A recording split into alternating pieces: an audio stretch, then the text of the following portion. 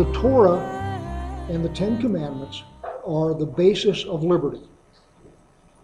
They are the only law that guarantees liberty, period. First place, they are given by someone who cannot be influenced by politics.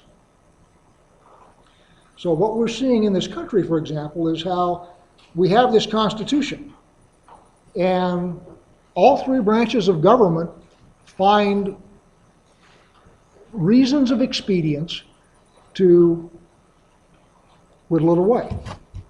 Okay? And that's because it's a political document written by men.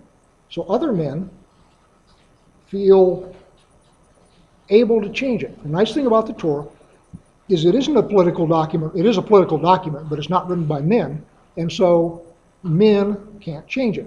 That's sort of thing one. It's not subject to whim or fashion or style. Thing two is it's written in the negative.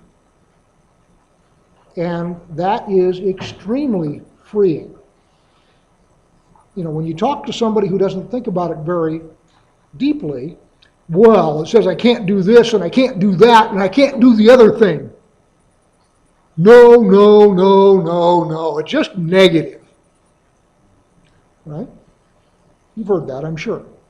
And the thing about it is, a negative set of laws is the laws that is a set that gives you the most liberty. Because a negative set of laws carves out small, defined exceptions, and you are free to do anything else. It used to be the case in this country that if it wasn't against the law, it was permitted. We are now very strongly drifting toward, if it's not permitted, it's forbidden. Okay? Very different way of looking at things. In other words, if the law is you can't do what is not permitted, then you're a slave. If the law is you can't do what's forbidden, then you're free. In other words, they say that you can build a sidewalk 6 feet in front of your house and it has to be 3.5 feet wide, and you have to do this and you have to do that and you have to buy this and you have to do that, and the only things that you are safe doing are the things that the law says you can do. Whereas with a negative set of laws, everything is permitted except what the law says you can't do.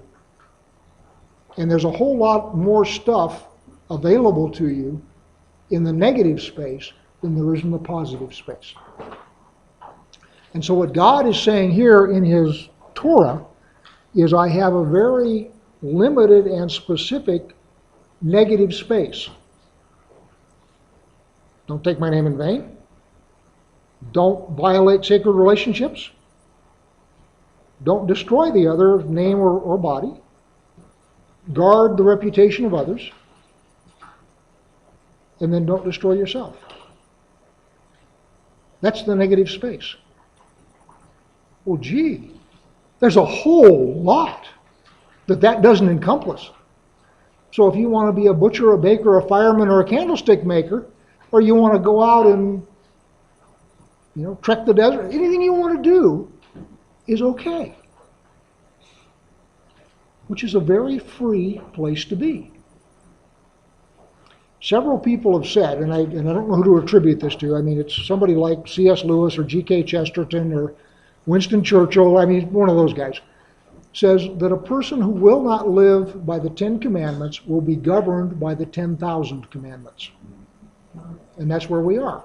We have a society now that won't be governed by the 10 Commandments, and what we are finding is we are starting to have a body of laws where the only thing that is permitted is that which is specifically permitted, and if you try and do something that isn't permitted, you're subject to arrest. I'm serious.